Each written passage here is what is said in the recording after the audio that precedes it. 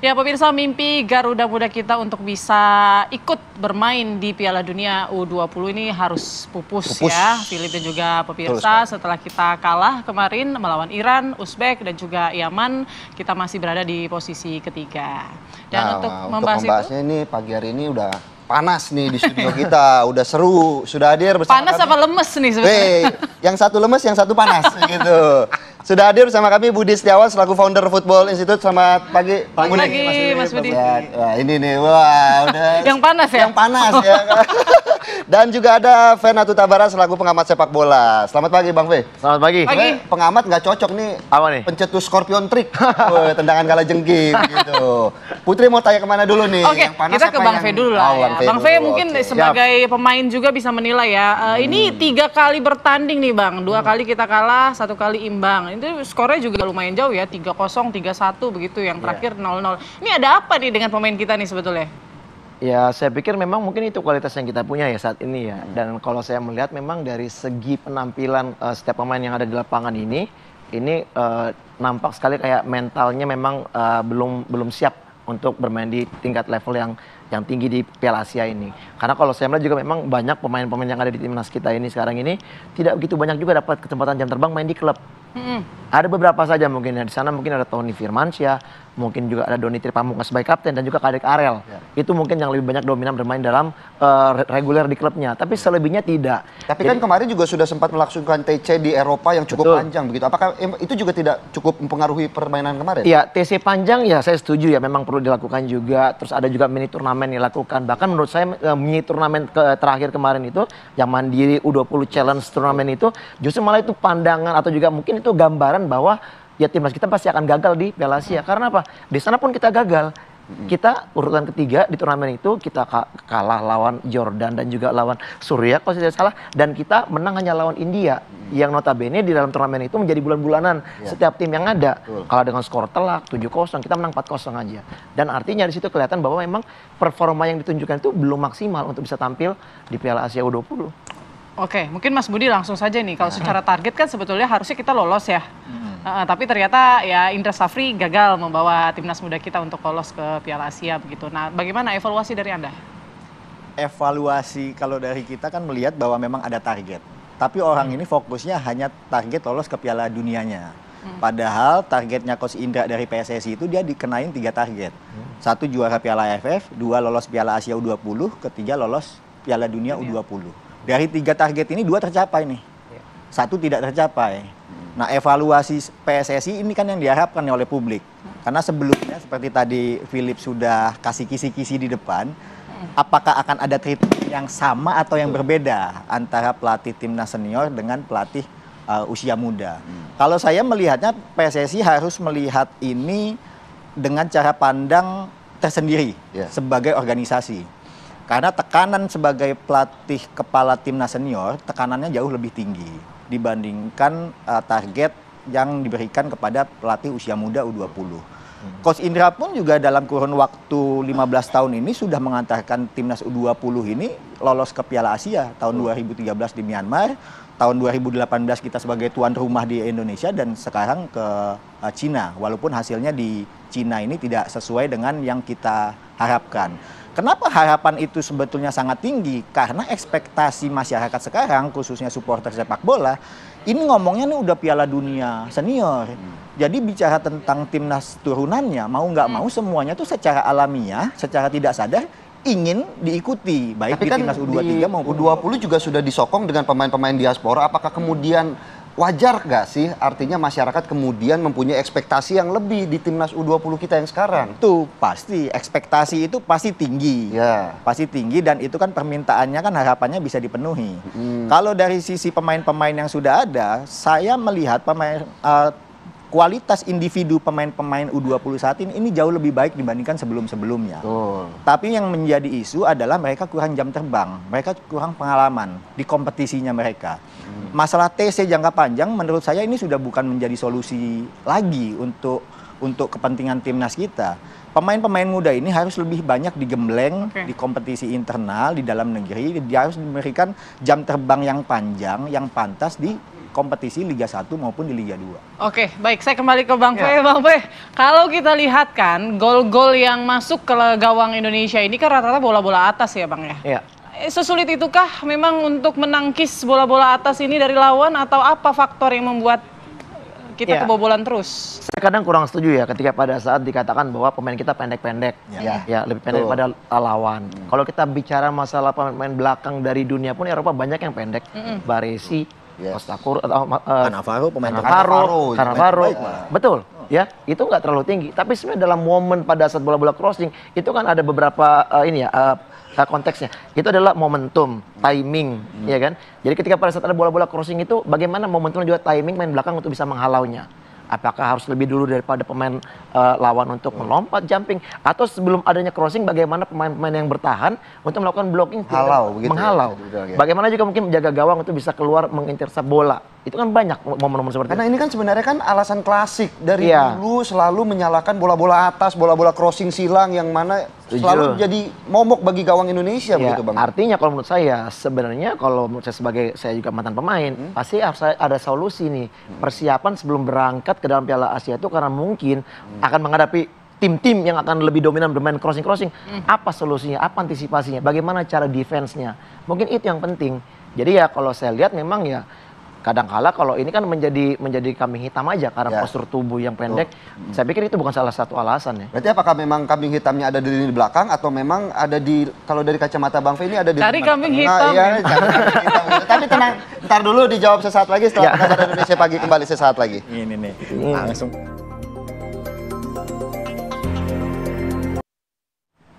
Kembali di Apa Kabar Indonesia Pagi, pemirsa melanjutkan dialog kita di bola hari ini. Bang Fe melanjutkan tadi. Ini kan kalau dari hasil kemarin, kemudian dievaluasi adalah bola-bola crossing ke depan gawang Indonesia yang disalahkan, yang dikambing hitamkan.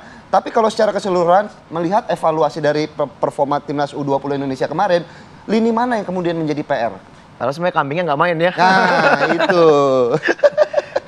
Jadi kalau tadi saya juga katakan ya bahwa memang sebenarnya pada saat sebelum memasuki event sebesar Piala Asia ini ya tentunya pasti kan setiap pelatih kan juga udah menyiapkan ya bagaimana strategi untuk menghadapi lawan-lawan yang mungkin mempunyai kemampuan bola-bola crossing ya kan.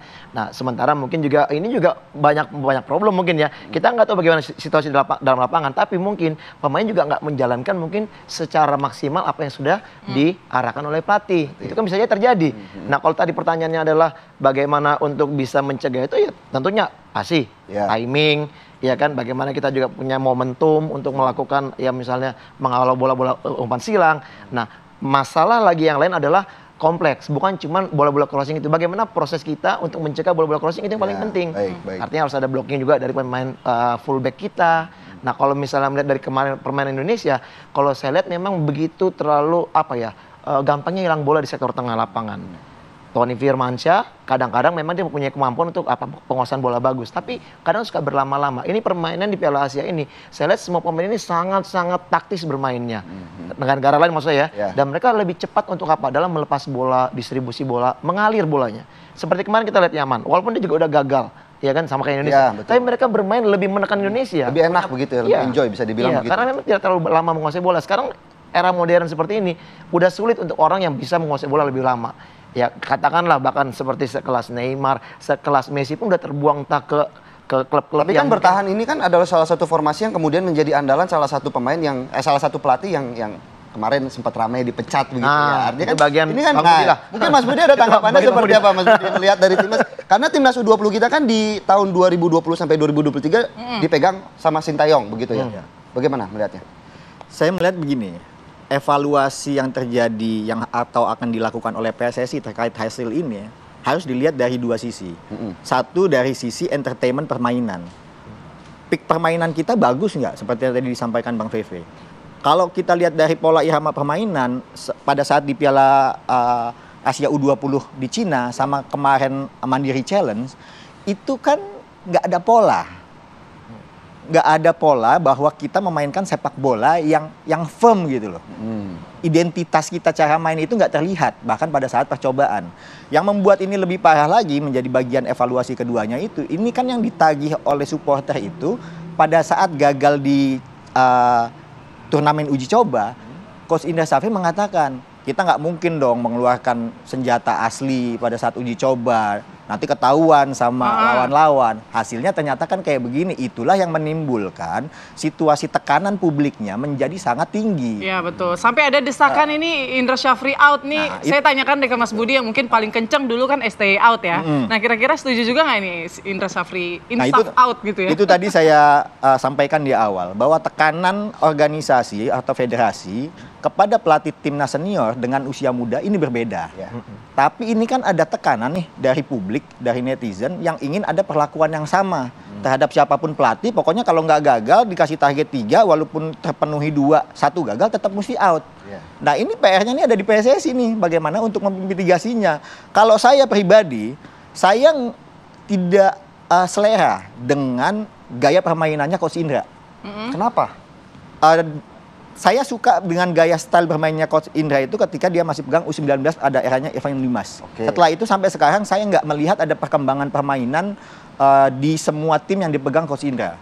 Tapi saya paham karena saya pernah ada di dalam federasi, saya percaya result itu yang menjadi penentu apakah dia layak untuk lanjut atau nggak lanjut.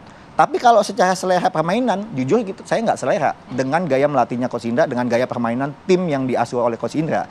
Tapi dia dari 3 target yang diberikan, 2 achieve. Nah 1 nggak achieve nih. Tapi semuanya pengen kita lolos ke Piala Dunia di semua level tim. Pertanyaannya itu apakah dia lanjut atau enggak? Nah kita melihatnya mitigasinya ya gampang aja. Apakah nanti PSSI akan memberikan kesempatan lagi kepada Coach Indra, karena di depan mata nih ada SEA Games dan Piala Asia U23. Harapan Mas Budi?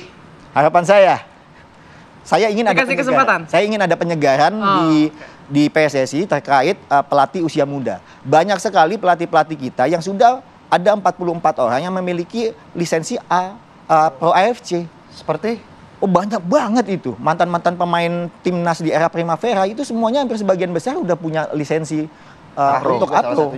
Dan ini mereka harus diberikan kesempatan, entah itu di dalam klub Liga 1, Liga 2 ataupun di tim nasional. Jangan sampai nanti orang melihat bahwa kayak nggak ada orang lain aja untuk dikasih kesempatan. Apakah kemudian harus secepat itu untuk melakukan penyegaran, mengingat ini ada 2 turnamen berikutnya? Apakah kemudian tidak bisa diberikan lagi proses ataupun kesempatan ke depannya begitu? Kalau untuk pelatih kepala U23 sepertinya enggak, karena udah ada Gerald Vandenberg kan sebagai itu untuk di Piala Asia U23 dan juga target SEA Games. Pertanyaannya apakah SEA Games nanti akan diberikan kepada Coach Indra lagi karena dia sudah pernah emas sebelumnya atau Gerard Vandenberg. Nah ini PSSI sepertinya nih akan menimbang nih dengan sangat seksama apakah Gerard Vandenberg akan dipegang untuk Piala Asianya atau untuk SEA Games-nya. Nah ini adalah mungkin ya tahun terakhirnya Coach Indra ini kalau seperti ini. Karena mungkin ada batas limitasi kontrak juga kan yang akan menjadi pertimbangan. Kalau sekarang pecat Coach Indra di tengah jalan, kemarin dari kompensasi STY juga gede, sekarang mesti pecat orang double lagi. Jadi harus bayarnya double, pusing begitu ya. Tapi kalau dari kacamata Bang Fe sendiri melihat bagaimana evaluasi dari pelatih Coach Indra sendiri menangani timnas U20 di sepanjang, mungkin terutama di Piala Asia dulu deh ya, kita berbicara di Piala Asia ini. Seperti apa? Apakah memang karena ini kekalahan Indonesia memang karena masuk dari grup neraka di grup C atau memang kurang hoki ya? Kurang hoki karena Hoki walaupun Caraka nggak main. Hoki nggak main, Hoki Caraka nggak dipanggil. Tapi memang karena kualitas, tapi kita berbicara proses karena kan di timnas U20 ini kan kategori usia. Kita berbicara proses, tidak bisa berbicara hasil semata begitu. Seperti apa Bang Fe melihatnya? Tadi udah dikatakan oleh Bang Budi ya bahwa memang Bang Budi tidak selera dengan cara permainannya. Kalau saya lebih tidak selera dengan cara game plan. Ya, ini mungkin permainannya lebih kompleks ya. Tapi game plan yang mungkin tidak pernah ada perubahan ketika kita mendapatkan tekanan dari lawan. Tidak ada solusi di sana. Kalau kita melihat memang kan banyak juga ya asisten pelatih mungkin bisa memberi masukan kepada Coach Indra Syafri, tapi mungkin itu tidak diterima atau tidak dijalankan, tidak tahu juga ya. Karena kalau menurut saya setiap pelatih yang ada di dalam tim itu sendiri itu mempunyai kapasitas memberikan masukan-masukan supaya ada perubahan dalam permainan. Ataupun juga mungkin ketika pada saat diberikan perubahan atau juga solusi yang diminta oleh pelatih tidak dimainkan oleh pemain, kita juga nggak pernah tahu di situ. Sejauh mana tingkat pemahaman pemain untuk menjalankan strategi dari pelatih, itu juga paling penting. Gitu. Jadi kalau misalnya tadi udah dikatakan, sebenarnya kalau kita lihat Indonesia ini sebenarnya ada udah ada angin segar ketika pada saat memenangkan pertandingan di Seoul On Earth Cup kalau nggak salah itu lawan Argentina. kita menang dengan skor 2-1. Itu persiapan sebelum masuk ke Piala Asia. Itu kan sekarang kan seperti, wah luar biasa nih, di Piala Asia kita bisa lolos Piala Dunia nih. Argentina kita kalahkan, ya Bang Budi ya. Tapi nyatanya enggak. Artinya stuck cuma sampai di sana. Kenapa tidak mengembangkan lagi dengan berbagai macam variasi strategi, game plan yang berbeda, sehingga akhirnya semakin menarik dan akhirnya Bang Budi juga puas melihat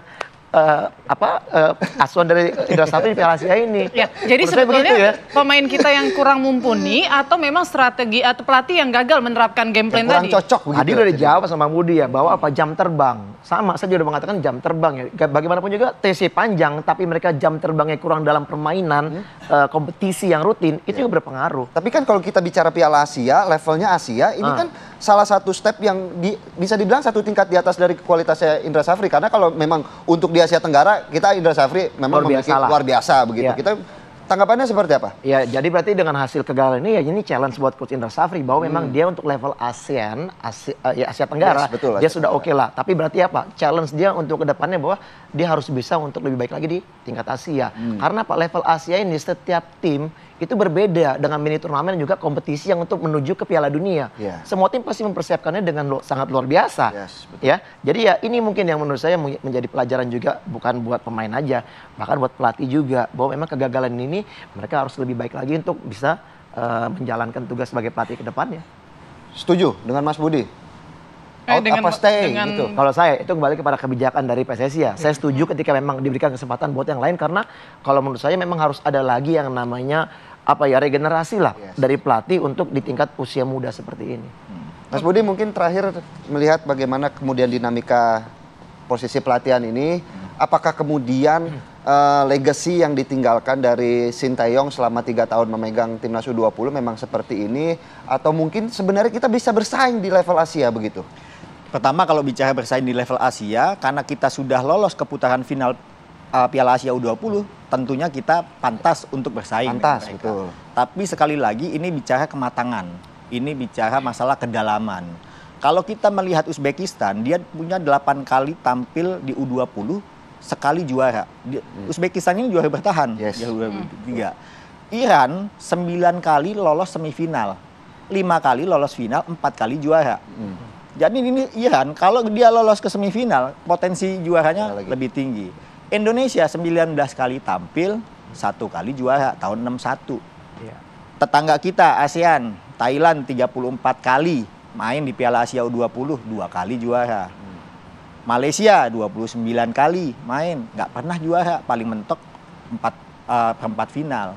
Artinya kalau kita bicara kawasan, ASEAN mewakili Asia, potret kita tuh di situ. Jam mainnya tinggi karena mungkin kita lebih duluan bergabung di Asia, sementara Yaman, Iran sama Uzbek itu kan pecahan kan semuanya kan. Jadi kita lebih sering tampil di Piala Asianya. Tapi kalau bicara sisi sepak bola, mereka itu kan mewakili hampir ke Eropa Timur, Uzbek. Iran juga ke Asia Barat yang memang dominasi sepak bolanya kental. Jadi ASEAN profilnya ya seperti itu, ketinggalan. Dengan kita bisa lolos ke Piala Asia, ekspektasinya tinggi. Tapi harusnya kita bisa berbicara banyak. Kita berharap tentunya bahwa timnas U20 tidak hanya berhenti sampai di sini saja, masih bisa terus menerbangkan mimpi mereka ke tingkat yang lebih tinggi begitu, Mas Budi. Terima kasih, Bang V. Mas Budi atas waktunya. Bang V, Mas Budi sudah bergabung bersama kami di Panas dialog bolanya tuh, kan jadi panas begitu.